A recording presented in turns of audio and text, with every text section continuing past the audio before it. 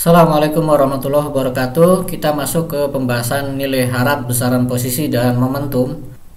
Jadi sebelumnya sudah dibahas bahwa modulus kuadrat dari fungsi gelombang itu memenuhi persamaan 3/4 itu kita definisikan sebagai rapat peluang ya, berdasarkan usulannya Born itu. Maka sekarang kita akan menghitung nilai harap besaran X.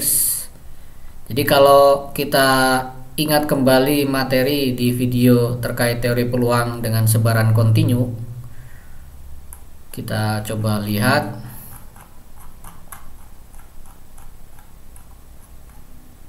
Nah ini ya, rata atau nilai harap besaran X itu dihitung dengan cara seperti ini, diintegralkan dari minus 3 sampai 3 besaran tadi, lalu dikalikan dengan Fx lah. Fx nya di sini adalah rapat peluang. Ya, harus diingat di sini F ini adalah rapat peluang. Maka kalau kita terapkan sekarang di sini, ini dia. Untuk menghitung besaran X, yang kita sandingkan dengan X di sini bukan psi ya, karena yang dimaksud rapat peluang adalah modulus kuadratnya psi. Jadi jangan sampai keliru. Nah, jadi integral X dari minus 3 sampai 3 X dikalikan modulus kuadratnya psi dx. Itulah untuk menghitung nilai harap X. Nah, maka karena modulus kuadrat psi itu bisa ditulis sebagai psi konjugat kalikan psi, jadi ungkapan ini bisa kita tulis seperti ini, atau bahkan X nya bisa kita taruh di tengah-tengah di antara psi konjugat dengan psi. Kemudian karena psi sendiri itu bergantung pada T, secara umum dia bergantung pada T, maka kita bisa menghitung turunan dari nilai rata X tadi, turunan terhadap T nya. Kita coba hitung D per dt, integralnya ini kita masukkan ke dalam operator turunannya. Karena ini X bisa kita lewati, sehingga di sini menjadi turunan parsial. Karena di dalam sini ada kebergantungan terhadap X maupun T. Jadi ada dua variabel ya, kita pakai turunan parsial di sini. Kemudian ini kita kerjakan, kita dapat seperti ini. Nah, selanjutnya untuk ungkapan ini bisa kita gantikan dengan apa yang sudah kita dapat sebelumnya, yaitu yang ini ya. Kita ganti dengan ungkapan ini. Lihat tadinya turunan parsial terhadap T menjadi turunan parsial terhadap X. Kita sekarang terapkan ke sini. Ya. Yang ini kita ganti jadi turunan parsial terhadap X, tapi tadi ada konstanta I bar per 2M. Kita lihat ini ya. Ini ada konstanta I bar per 2M. Nah, lalu kita lanjutkan prosesnya. Integral ini kita lakukan dengan teknik integrasi parsial ya, integral UdV sama dengan UV min integral VdU gitu ya. Maka dalam hal ini U nya kita bisa pilih X, lalu dV nya adalah ini ya, parsial per parsial X seterusnya ke belakang ini.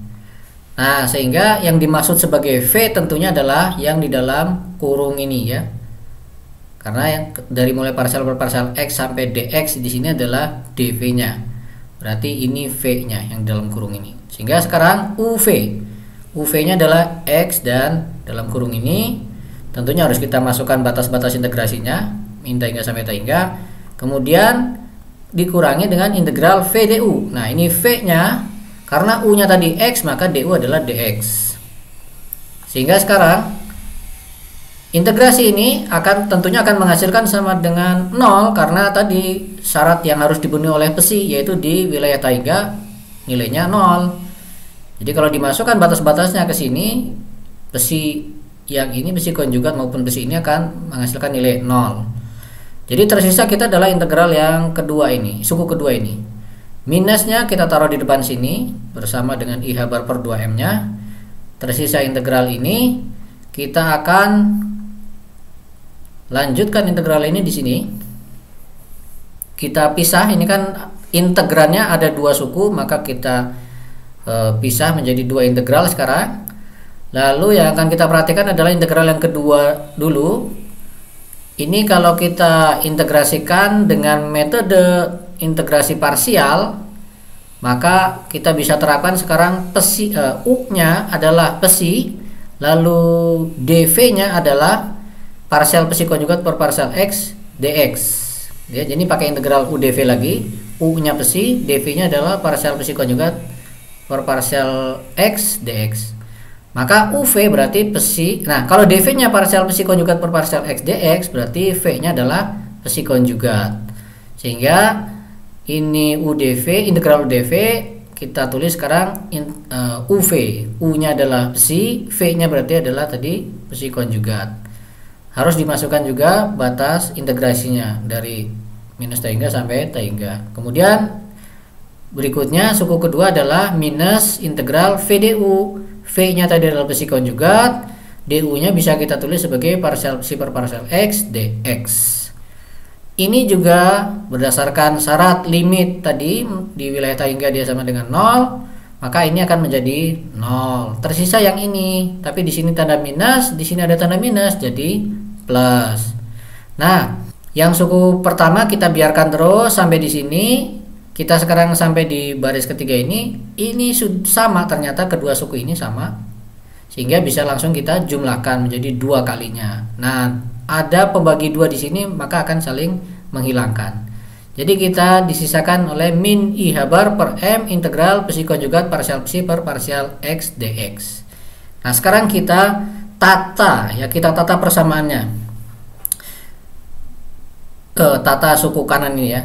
Jadi 1 per M dibiarkan di depan, lalu habar dimasukkan melewati psi konjugat menjadi di sini. Lalu minus I ini kan boleh kita tulis sebagai 1 per I ya. Nah, 1 per I nya kita taruh juga setelah psi konjugat. Jadi diletakkan di sini semua ya, antara minus I dan habar ini.